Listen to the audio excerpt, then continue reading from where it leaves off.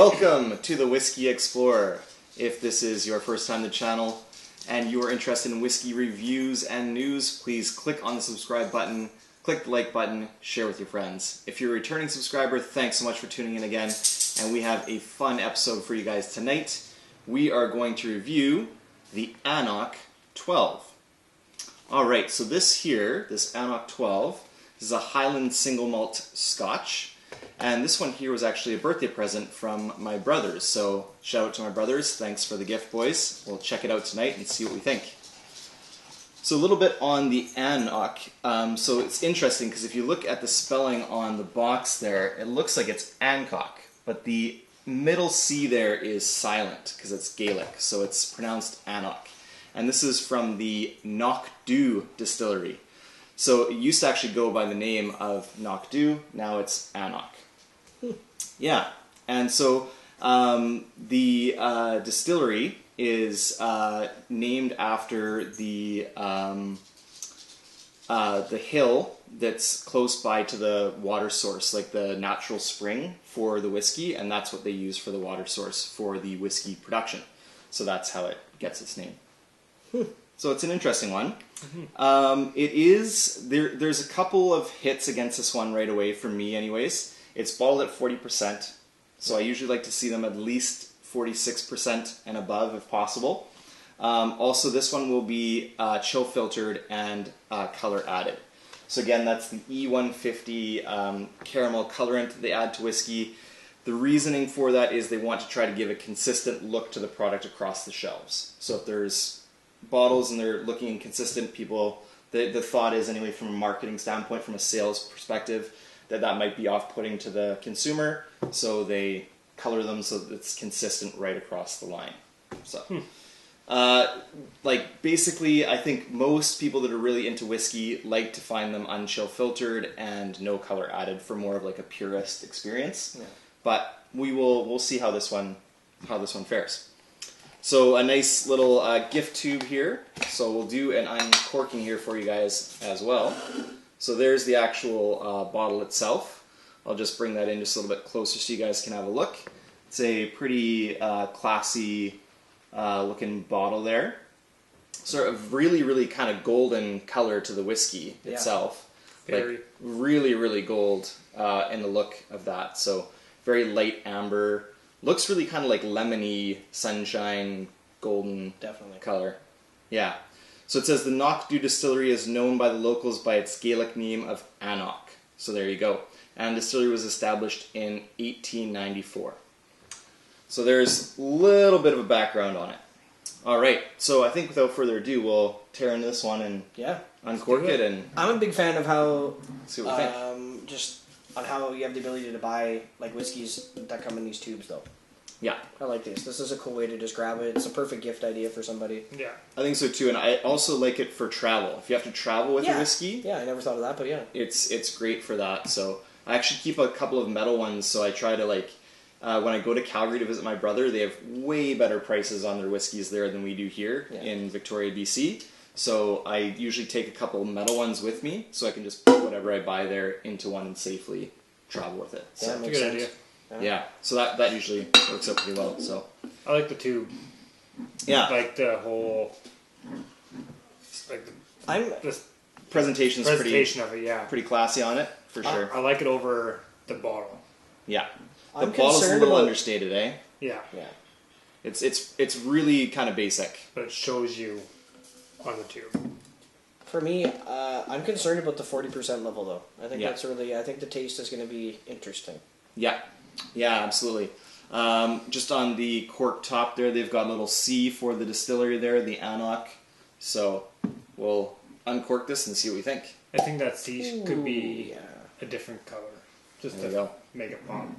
I mean, I think the bottle looks good. For me, one thing, I don't know about you guys, but... Wow, this is interesting. I think this label looks too small and weird. Yes. It almost looks like a wine. To me, it looks like a wine, exactly like a wine label. Yeah. I think too thin, like too narrow. But I mean, we're getting just basically aesthetics of the actual bottle. But it's all about the whiskey inside. But on the nose, on the cork, it smells like wine, like white wine. Yep. Definitely. Like, that was predominantly what I got smell there. that right away, Kyle. So I'll pour us some drams here. Oh, very much. Yeah. Little glug glug. Gotta love that sound. Gotta love that sound. Yeah, We're going to be weird. doing a few whiskeys tonight, so I'll go sort of easier on the pours here. There we go. All right, so let's check this one out here. Again, we are doing an uncorking on this one, so we are judging this on a neck pour, which you should try not to do if you can help it. That's the trade-off for doing an uncorking, is we're basically pouring the neck of the whiskey out. So we'll see how she does here. Holy, there's tons of lemon on the nose there. A little bit of spice, I think. Yeah, lemon the whole way. Yeah. Like just super sweet. Maybe not sweet. Would you say sour? I for this one, I get the sweet and the sour going at the same time. Like, there's a sour note to me, almost like a sour apple. Like a sour Granny Smith apple. And a lemon mixed in there for sure. There's You guys definitely... get spice at all? No. No, I do. You do, eh? I get like... I don't know what kind of spice, but I get a spice. I definitely get citrus, and it's lemon, specifically. I definitely get lemon, like you guys do.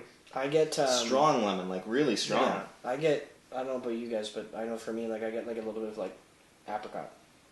Yeah. Maybe it could just be me. I That think, could be but the sweetness. yeah. It smells good. You know what? It really Really does. good. It smells good. You know what I think there is also in there is a bit of the touch of honey. Oh, okay. Like honey and lemon. Yeah. Like honey and lemon. It's almost like a nectar. It's interesting. It's an interesting smell. It's be good for a cold then.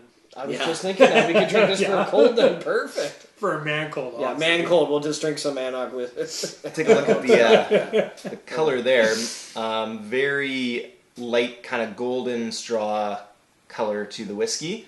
Not much in terms of legs to it. So like when you No. kind of rotate the glass around and you have a look to see if the legs start to form on the glass.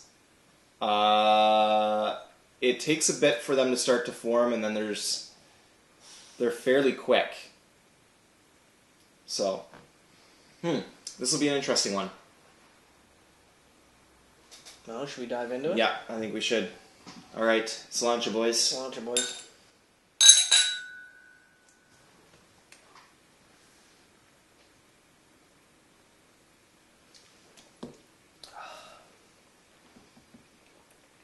Ooh, I like that. It's not bad. Hmm.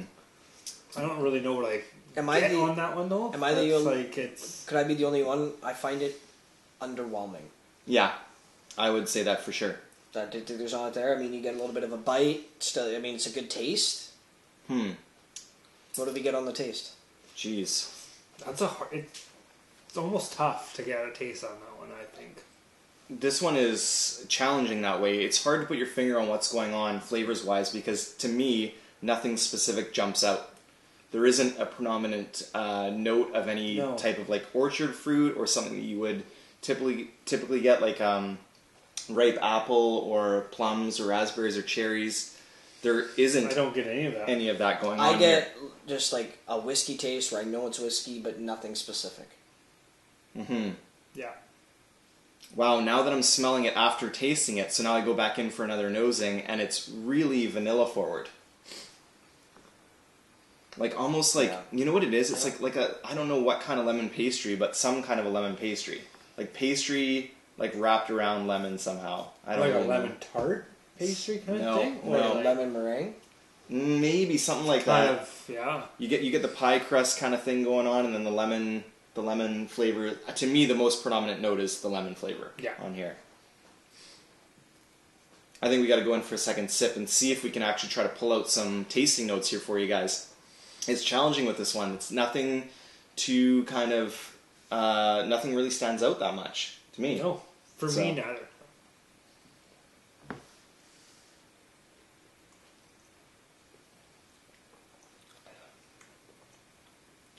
See, there I get some like vanilla. There I got a bit more. I got a bit more in the second A sip. little more hint of a lemon. I got more spice on the second sip. Spice, yeah. The spice Yeah, actually yeah, finally there's some spice started. there, but That's still probably very where sweet. that's probably where I got the spice from. The Still nosing. sweet. I mean, I can taste the lemon and I can taste the honey for sure. So yeah, so A little bit of honey, for yeah. tasting notes, definitely again we keep repeating it, but the lemon is predominant. Yeah. Honey note in there, a little bit of like a biscuit note, like you get on an Irish whiskey, so like a butter biscuit, like a type of sweet kind of vanilla note in there.